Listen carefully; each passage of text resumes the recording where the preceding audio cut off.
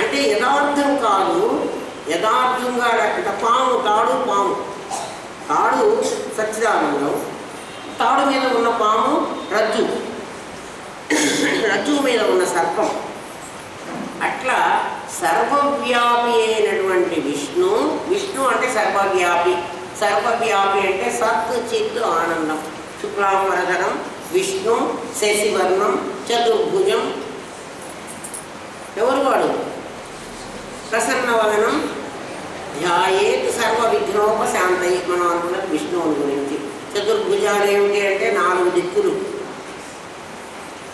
మరి విష్ణు ఉండగా విష్ణు కనపడకుండా వైష్ణవి కనపడుతుంది. వైష్ణవి కనపడుతోంది అంటే ఎవరు కనపడ్డారు? స్వరూపం కనపడకుండా విభూతి కనపడుతుంది, సామాన్యం కనపడకుండా విశేషం కనపడుతుంది. మనందరికి విశేషాలు కనపడుతున్నాయి. అందుకని ఈ కనపడేది ఎవరు అంటే పరమాత్మను అణిచిపెట్టి, విష్ణువుని అణిచిపెట్టి వైష్ణవి విజృంభించింది. అందుకే వైష్ణవి ఎవరో తెలిసినా మీకు? యశోద ఇంట్లో పుట్టింది.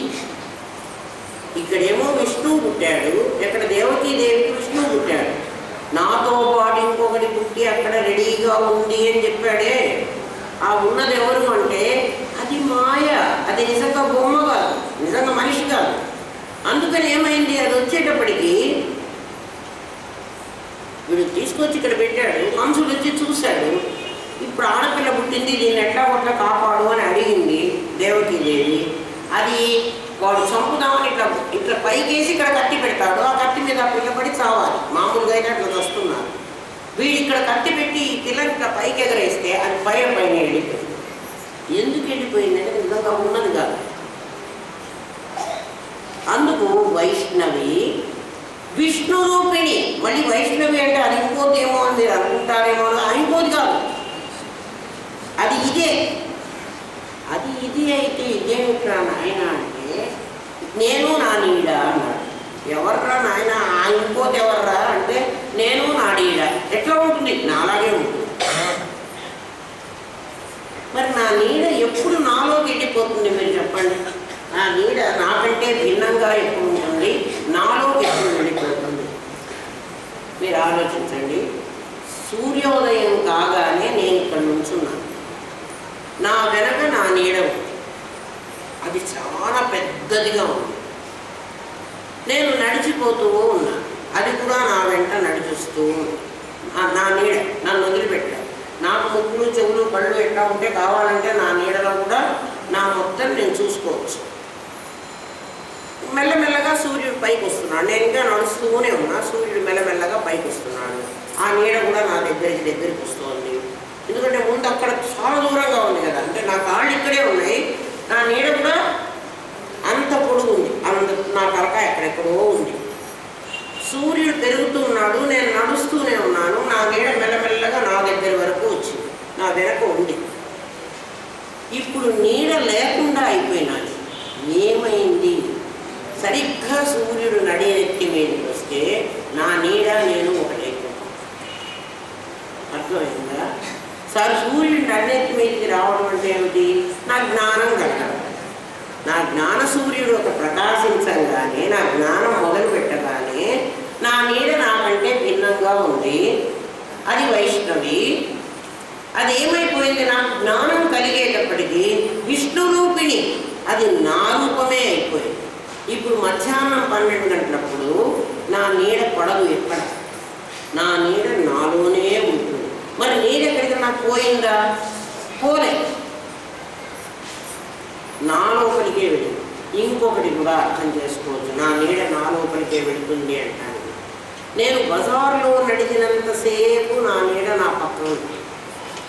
నేను ఇంట్లోకి వచ్చేసాను అనుకో, నా నీడ లేదు. ఇంట్లోకి రాగానే నా నీడ నా లోపలికి ఎందుకు వెళ్ళిపోయింది? నా స్వరూపంలోకి వెళ్ళిపోతే నాకు నీడ లేదు. నేను ఇంట్లోకి వచ్చాను అంటే నా స్వరూపంలోకి నేను వెళ్ళిపోయినాను. నా స్వరూపంలో నేను లేనప్పుడు, నేను బయట ఉన్నప్పుడు నా నీడ నాకంటే వేరుగా ఉంటుంది. నా శరీరమే నా నీడ, ఎవరో అనుకోవకండి. నా స్వరూపంలోకి నేను వెళ్ళినప్పుడు, అందుకే సమాధిలో నీకు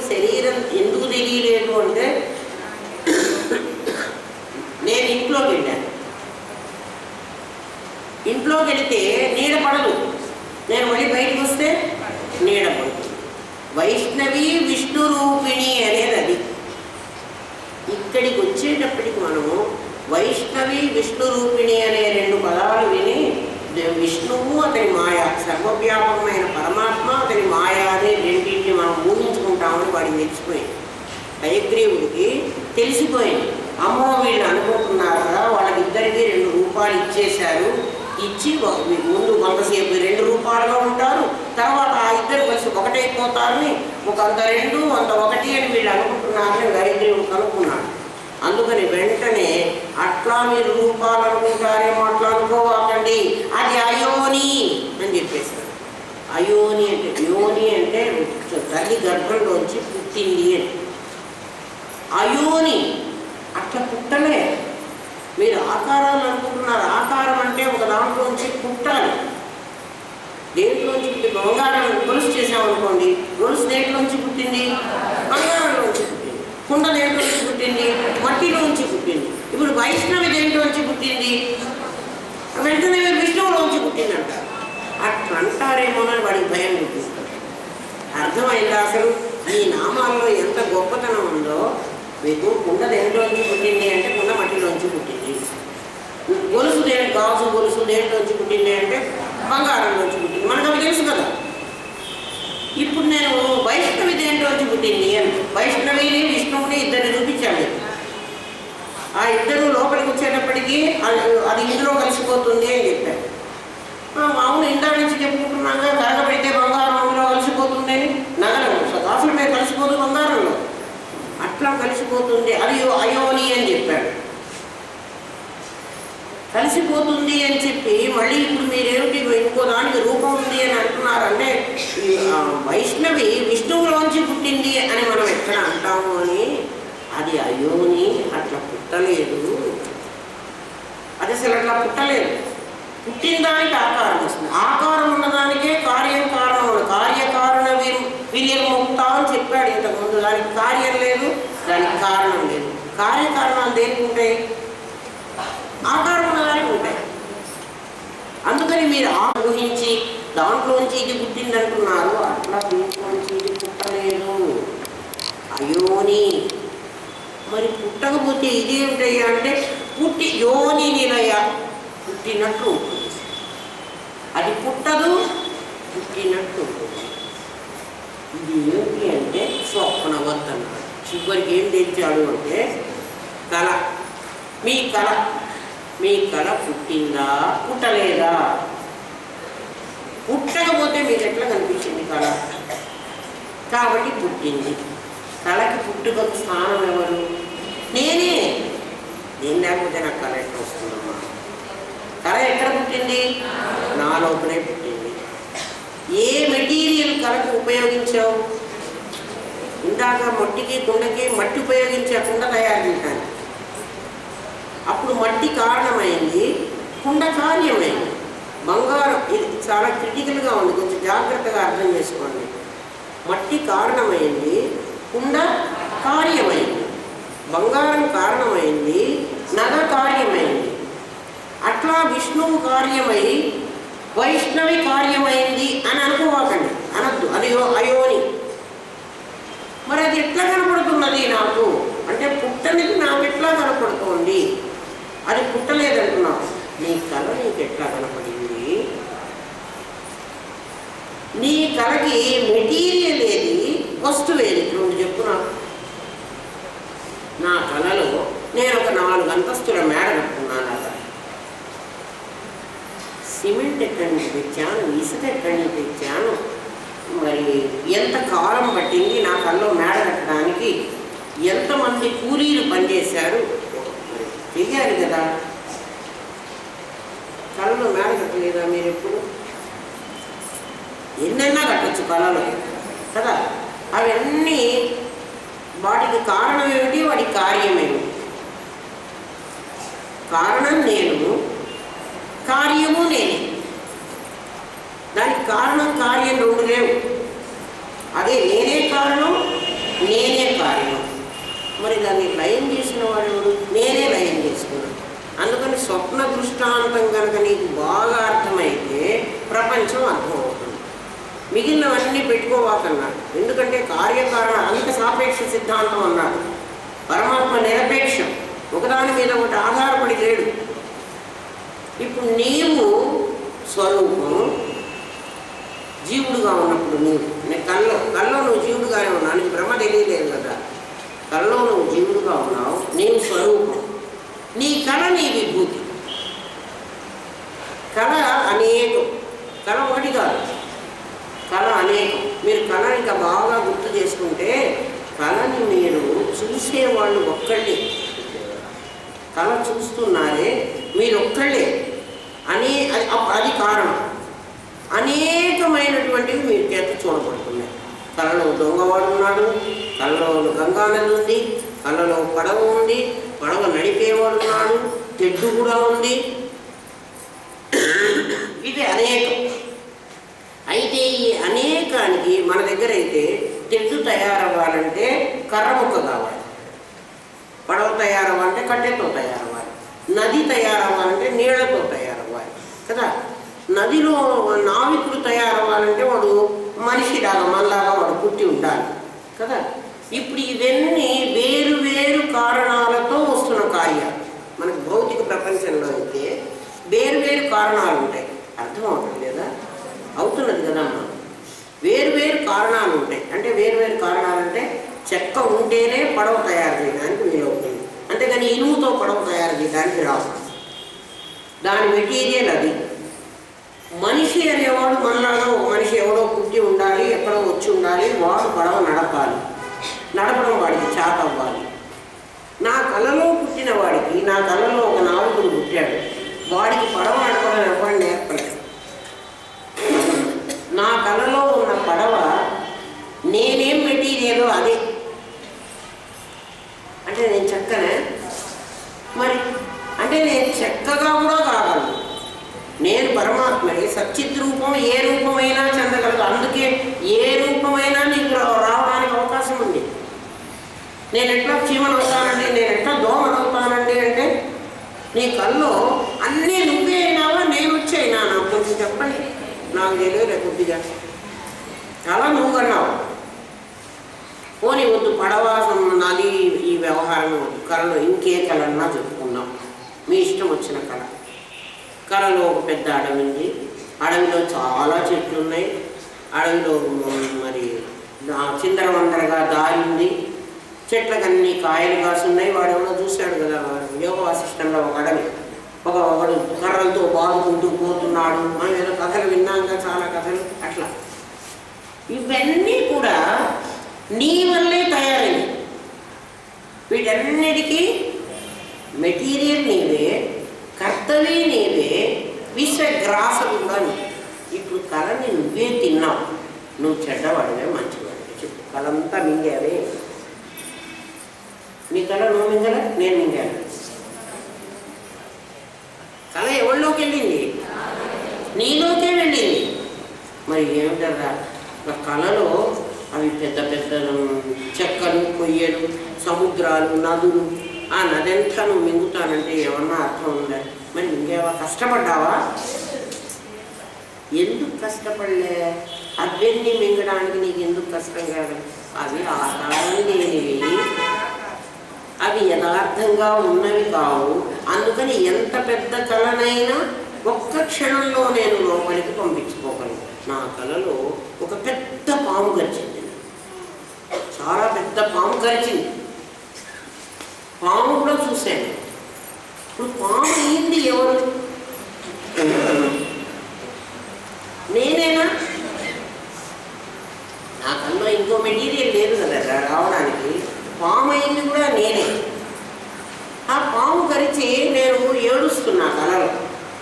నాకు నొప్పి ఉంది, నేను డాక్టర్ దగ్గరికి పోయినాను, ఏ డాక్టరు నాకు మందు వేయలేదు, డబ్బులు తీసుకురమ్మన్నాడు, నా దగ్గర డబ్బులు లేవు. కల్లో నాకు ఇష్టం వచ్చినట్టు కలుస్తుంది. పక్కన ఉండి ఎవరు అమ్మ ఎందుకు అట్లా ఏడుస్తున్నారు అని నిద్ర లేపారు. గబుక్కులు లేచాను. ఇప్పుడు పాము ఎక్కడికి పోయింది? నా లోపలికే పోయింది. ఇప్పుడు ఆ పాము నేను మింగానో ఎవడన్నా మింగాను? మింగడం అంటే అది లయం చేసుకోవాలి. లయం చేసుకోను. కళను పుట్టించింది నేనే, కళలో అనేక రకాలైనటువంటి వస్తువులుగా మారింది నేనే, స్థితి నాదే, కళను చూస్తున్నవాడిని నేనే, కళ అంతా చూస్తున్నా. అప్పుడు నేను ఈ రూపంగా లేను. కళలో మళ్ళీ నేనే పడవలో ప్రయాణం చేస్తున్నా, అది మళ్ళీ నేనే. ఇప్పుడు నేను ఇంకో నేనానా కాలేదా?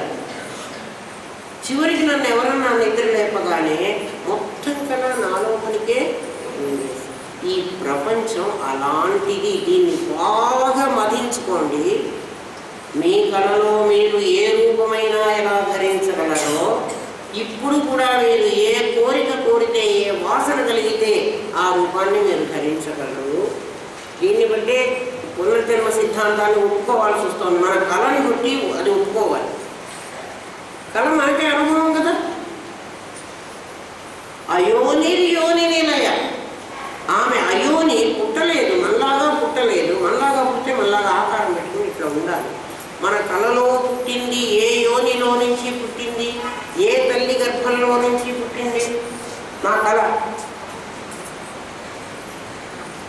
పుట్టింది. పుట్టిందా పుట్టలేదు అన్నామంటే కనిపిస్తుంటే పుట్టలేదని ఎట్లాను? కనిపించడమే కాదు, అనుభవానికి కూడా వస్తున్నది. కల్లో పాము కరిస్తే నేను ఏడవుతుందా? ఒక్కొక్కటి లోపల కల్లోనే ఏడుస్తాడు, ఒక్కొక్క కాస్త బయట ఏడుస్తాడు. అది అబద్ధమైతే వాడు ఎందుకు ఏడుస్తున్నాడు? ఈ ప్రపంచం అట్లాంటిది. అయోని యోని నిలయ. యోని నిలయ అర్థమైందా అందరికీ? అందులో ఆమె ఉన్నది, ఇష్టగ్రాస, దాన్ని ఆమె తింటున్నది. అందుకని ఆమెట కూటస్థ. కూటం అంటే మాయ. కూటస్థ. ఇప్పుడు మీ కళలో ఏ మెటీరియల్తో మీ కళ తయారైంది అని నేను అడిగితే మీరు మెటీరియల్ లేదంటున్నారే. లేదనవాకండి. నేను నా మాయ ఇద్దరు ఉన్నాం.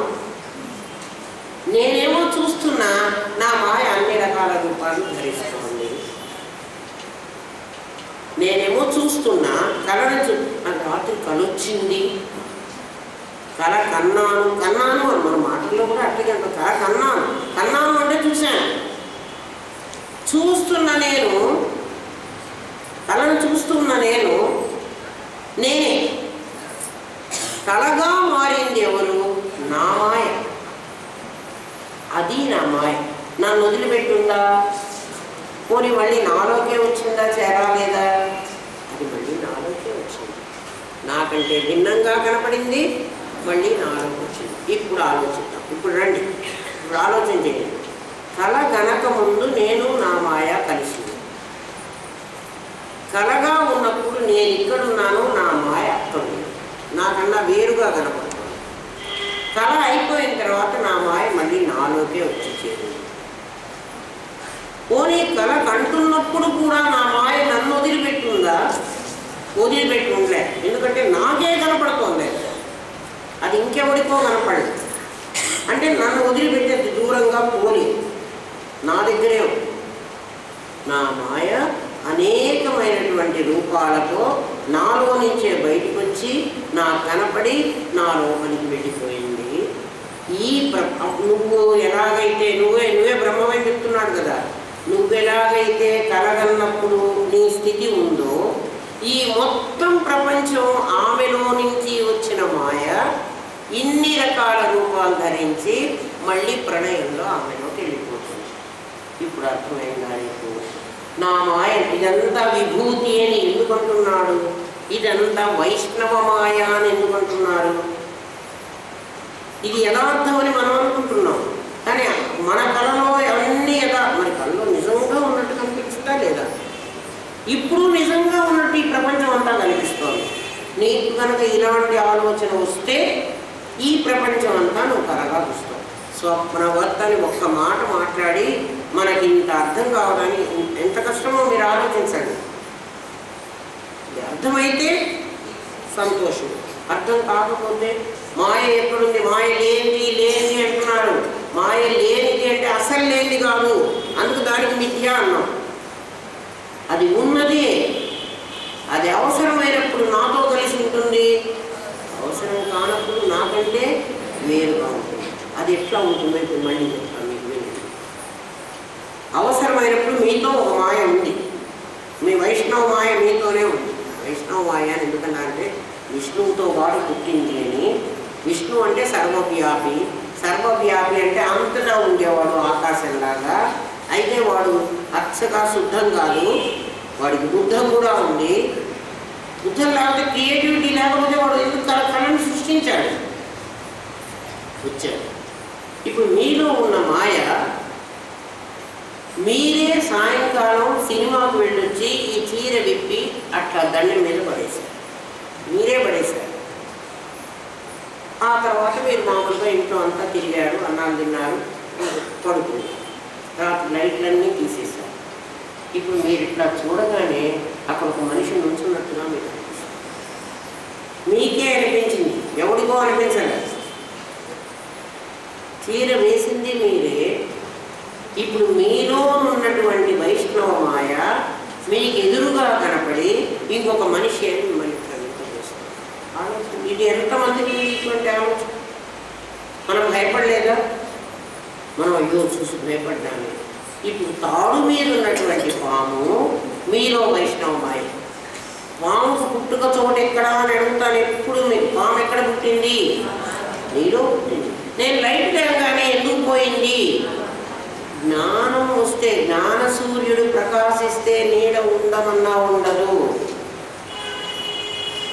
జ్ఞాన సూర్యుడు ప్రకాశించాడు అనుకో, నీడ ఉండడానికి వీలేదు.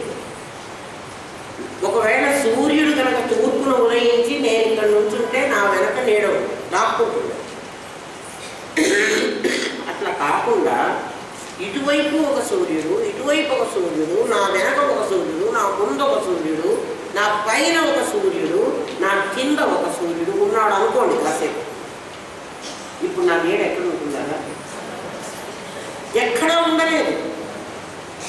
అంతర్బహిత్య తత్సర్వం వ్యాప్య నారాయణ స్థిత అనుకుంటే నీ దగ్గరికి వైష్ణవ మాయ రాలేదు.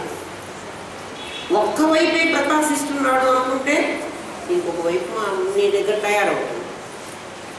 అందుకే ఆమె యశోదం అన్నది కలయో వైష్ణవ మాయయో.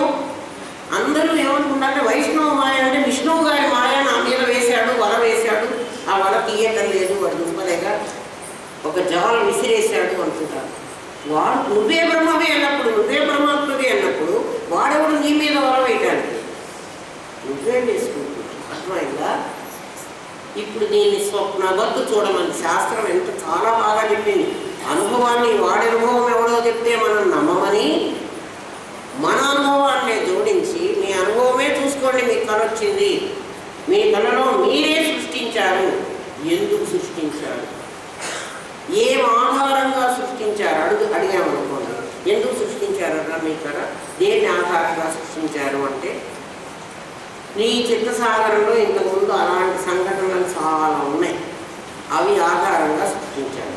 బ్రహ్మగారు ఈ ప్రపంచాన్ని ఎందుకు సృష్టించారు అంటే ఇంతకు ముందు బ్రహ్మగారు వదిలేసిపోయినవన్నీ మిగిలినాయి, అవి ఆధారంగా ఇవి సృష్టించారు. వీడు వచ్చే బ్రహ్మగారు ఇది ఆధారంగా ఇంకో సృష్టిస్తారు. దానికి యోగ వాసిష్టం ఏమందంటే కలెక్టర్ ఆఫీస్లో కలెక్టర్ గారు రికార్డ్స్ అన్నీ పెడతారు. కలెక్టర్ గారు ట్రాన్స్ఫర్ అయిపోయినారు, లేకపోతే కలెక్టర్ గారు చచ్చిపోయినారు, కొత్త కలెక్టర్ గారు వచ్చారు, ఆయన కొత్తగా రికార్డ్స్ తెచ్చుకుంటాడా? ఈ రికార్డ్స్తోనే మొదలు పెడతారు. నీ కళ ఎక్కడి నుంచి వచ్చిందంటే నీ చిత్తసాగరంలో దాచిపెట్టుకున్నటువంటి బొమ్మలన్నీ బయటకు వెళ్తున్నాయి. మన కళలో చూడండి, మనకు తెలియని వాళ్ళు ఎవరు రారు, మనకు తెలిసిన వాళ్ళే వస్తారు, మనకు తెలిసిన సంఘటనలే వస్తాయి. పాము గరవడము, నది మీద మనం ప్రయాణం చేయడము, పడవ ఎక్కిపోవడము, ఇవన్నీ మనకు తెలిసిన సంఘటనలు. మనకు తెలియనివి రావు. ఈ సృష్టి కూడా అలాంటిది. కూటస్థ, ఇదొక మాయ. ఈ మాయను ఆధారంగా చేసుకుని వ్యవహారం చేస్తోంది. ఏమిటమ్మా మాయ? కులరూపిణి. కులం అంటే శరీరం. నీ శరీరం అలా వచ్చిందిరా. కళలో నీ శరీరం ఎంత సత్యమో ఇప్పుడు కనపడుతున్న ఈ శరీరాలు అంత సత్యం. అమ్మో నాకు ఇంత కనపడుతుంటే మీరు సత్యం అంటారా, ఇదంతా అబద్ధం అంటారేంటండి, కళ లాంటిది అని. వాళ్ళు గిచ్చుతుంటే కూడా నాకు గిచ్చితే నొప్పి తెలుస్తాం. కళలో కూడా పాము కరిస్తే నీకు నొప్పి తెలిసింది, తెలియలే, అనుభవం లేదు. ఇక్కడ అటువంటి అనుభవమే అవుతోంది. ఆలోచించు, కళల్లో నీకు అహంకారం లేదు, అందువల్ల నువ్వు ఎదురు తిరగటల్లా. అర్థమైందా? అహం లేదు, ఇక్కడ అహం ఉంది. నన్నంటావా అని చెప్తున్నాయి. ఆలోచించండి కదా మన కళని. స్వప్నవత్తని శాస్త్రం ఒక మాట తిప్పిపోయింది మనకు. ఎట్లా స్వప్నవత్తో ఆలోచించు. ఇట్లా స్వప్నవత్త. ఇది కులరూపిణి. కులరూపిణి అంటే శరీరాలు ఉన్నట్టుగా. కులం అంటే శరీరం. కులం అంటే మనం అనుకుంటున్నాం బ్రాహ్మణులు, క్షత్రియులు, వైశ్యులు కాదు. కులరూపిణి. అప్పుడు ఆమె కులం ఏమిటి? విశ్వశరీరం. అప్పుడు ఆమె ఎట్లుండాలి? మనమందరం ఆమె కళలో బొమ్మలము అనేటట్లయితే ఆమె అంతా ఎట్లా ఉండాలి? ఈ విశ్వమంతా సర్వత పాణి పాదాలతో ఉన్నటువంటి సర్వతోక్షి శిరోరుహం అట్లా ఉండాలి ఆమె రూపం. కులరూపిణి వీరగోష్ఠి. ఎవడైతే ఇలాంటి మాటలు మాట్లాడుకుంటూ గోష్ఠి సమావేశాలు చేసుకుంటారో ఆమెకు చాలా ఇష్టం. నన్ను గురించి మాట్లాడుకుంటున్నారు, ఇవన్నీ కరెక్ట్, వీడు చేస్తున్న మాటలన్నీ నాకు ఇష్టమైన. వీరగోష్ఠి ప్రియ. ఈ గోష్ఠి ఆవిడ చాలా ఇష్టం. ఏ గోష్ఠి? ఇది ఈ వీరుడు చేసే పని. ఇది కసిద్ధీర అంటాడు. అంత ధైర్యం ఉన్నవాడే అహం బ్రహ్మాస్మి అనగలడు.